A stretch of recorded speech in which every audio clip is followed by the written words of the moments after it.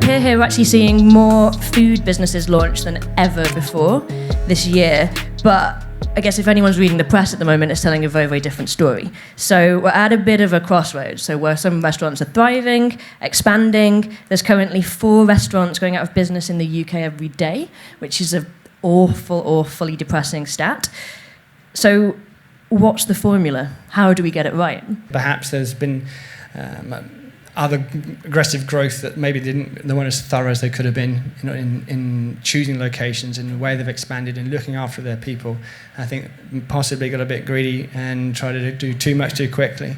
But it's always been a challenging market and won't change. Because the street food scene and there's been a lot of like restaurants and brands, I think, that have come up through like street food and through the street markets, which is obviously really exciting and fun for everyone.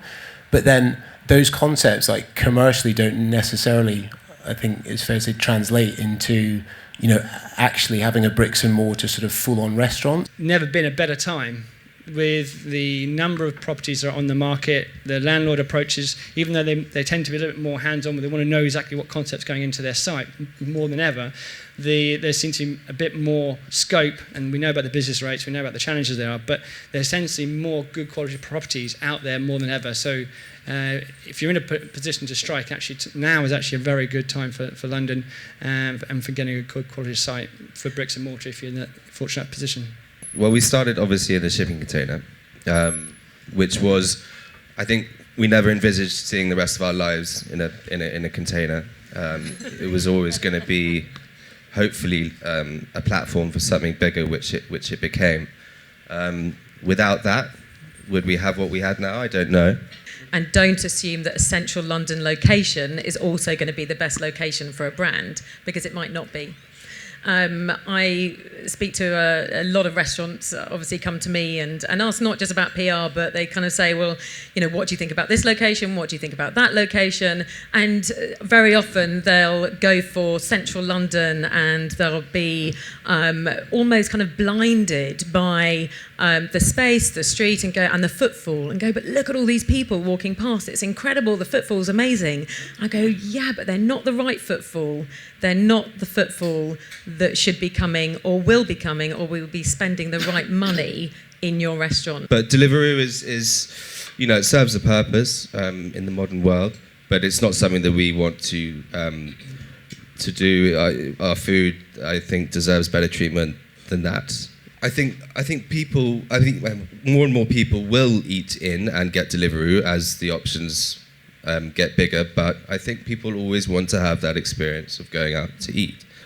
I think if you make sure you're providing people, with that experience, with a good experience, then you shouldn't need to worry about Deliveroo. It's a bit of a cliche, but I'm not sure that there is such a thing as a bad idea. I think the only time when it's risky is when someone starts with the novelty angle and then wants to sort of try, almost as an afterthought, to build a quality dining experience sort of around it. I mean, I don't think any idea is a bad idea, but I think you have to think about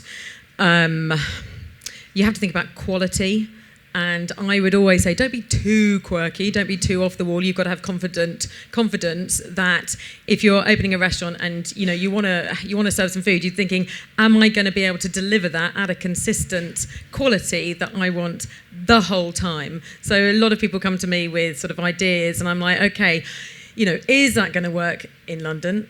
What's your price point? Who are you marketing to? Who are you imagining that's going to come into your restaurant? What are they spending? What kind of time are they having? What's the vibe they're having? So it's not just about having that idea about, okay, I just really want to serve chicken burgers. You're like, okay, what's the quality? Where's the chicken from? What are you thinking about? How are you serving it? What's the lighting like? I mean, it's like a million things you have to think about when you're opening a restaurant. But they all do need to happen quite quickly, quite early on. It is about the overall experience as well. I'm sure we've all been to places where the food is good, service has been a bit shit, you're bored, the music has been terrible, the lighting is too bright. Would you go back just because the food's good? Probably not. I don't think I would. I want the whole experience. I'm very demanding. So is everyone else. And so is everyone else, because there's so much competition, because 4 restaurants are closing a day. I would say location-wise, if you're going to go for somewhere that's a little bit more unusual, a little bit off the wall, then do your research and find out, well, what else is going on in the area? If your landlord's promising that office blocks are going up in 2 years, are they? Well, then should we wait 2 years to open? Is opening like now going to be really difficult? And it depends on whether you want to have a restaurant that is reservations or non-reservations. So, 2 examples that are actually completely different is somewhere like Disheem that doesn't take reservations for dinner, but all of their sites are huge. They rely on their queues, but then someone like Padella, the site is really small, they also rely on their queues. And so if those two swapped, I can't imagine it working. I know it doesn't make much sense, but if you think about Padella, actually I'm not sure Padella would work on a massive scale in a huge room. There's something about the smallness of it, the kind of like the nudging and the kind of wiggling around, and you're kind of like, nudging the person next door, that makes it doesn't sound very comfortable, but it's there's something about that adds to what I said earlier, the whole experience of it that's kind of fast and furious. And if it was in a big space, I don't think it would work. And there's something about the guys at Disheem that really works being in a big space, because they create this incredible design and they create this whole experience around it being kind of bigger. So it does depend on the concept, I think. So if you're regularly going to one of these restaurants and you work nearby, the frequency will come up in your profile, and you will be able to put your name on the wait list from where your office, instead of having to go to the restaurant to do it. And further still, there won't be long now before we can go online and put your name on the wait list. Exactly the same as you would do for the booking. In fact, it probably happens already, because we're looking at it, where you can make a reservation and you can put your name on the wait list, you get contact on your phone, you go from there. Is it possible to launch a restaurant now without investment? It is in a metal box. And so we did it ourselves. That was it. I put in my savings, and so did Rick. And it cost less than 50 grand, just under 50 grand to set up. All in? Yeah. And we painted the walls ourselves and, did as much as we could ourselves.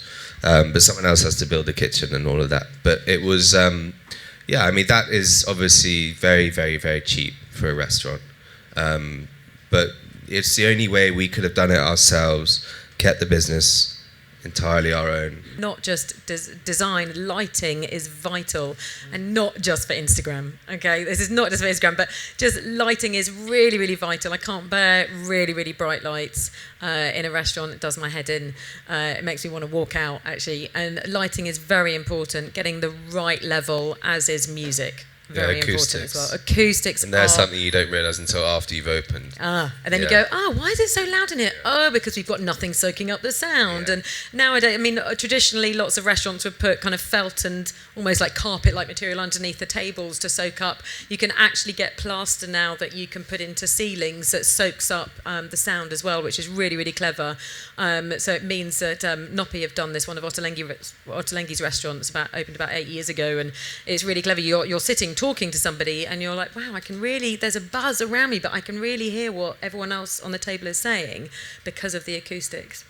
I think we have missed the trick in how we treat our staff, our colleagues, how we inspire them, how we connect with them, how we share with them. I mean, there's some great successful businessmen that have gone on and done very well, chefs, and lost all their protégés and had to do their own thing because they weren't part of that journey. And I think getting that engagement from the beginning and investing in your staff as much as you are in every other aspect of your business goes a long way and gives you longevity. Without the team, and it goes from the KP to the general manager, you're nothing. Often when someone's worked somewhere before, either front of house or, I don't know, they've worked as a chef somewhere else, or they start as a waiter somewhere and then they moved on somewhere else. Like they get introduced to, when they start their own concept, they get given help, they get given support. It's a massively supportive industry.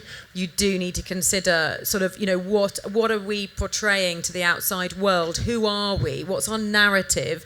What's our tone of voice that we're setting on Instagram, for instance? What's the style of photography? Who's going to pick this up up, you know, you do have to have quality photography. Photography is essential, absolutely essential. Nudge girls and nodding. Yes, it is. Yeah, it's absolutely essential, good photography. You cannot scrimp and save on it. And the amount of times I meet chefs and restaurateurs are like, yeah, I dabble in a bit of photography. I take a good shot. Do you? Really? Let's have a look. And I'm like, no, get a professional in. I actually think that if you have a restaurant that doesn't have like the core ingredients of a great restaurant, then all of the kind of press and marketing like obviously isn't going to do anything. So the best form of marketing, as cliched as it is to say, is to be amazing. So I always think that like the best restaurants that we see and that, you know, people talk about continually for months and for years that just continue to thrive, I think are the ones that if they just opened, they would immediately, you know, they'd be authentic, they'd be like amazingly well run, they'd engage their community, so the people around them, whether it's people in offices or people who live in the local neighborhood, would go to that place and would want to go to it, and they'd tell their friends about it and people would come because it's the place to be. Perfect. Okay, guys, thank you so much for joining us. Please do stay for drinks and nibbles and chat to the guys. Thank you so much for all of you. Thank you so much.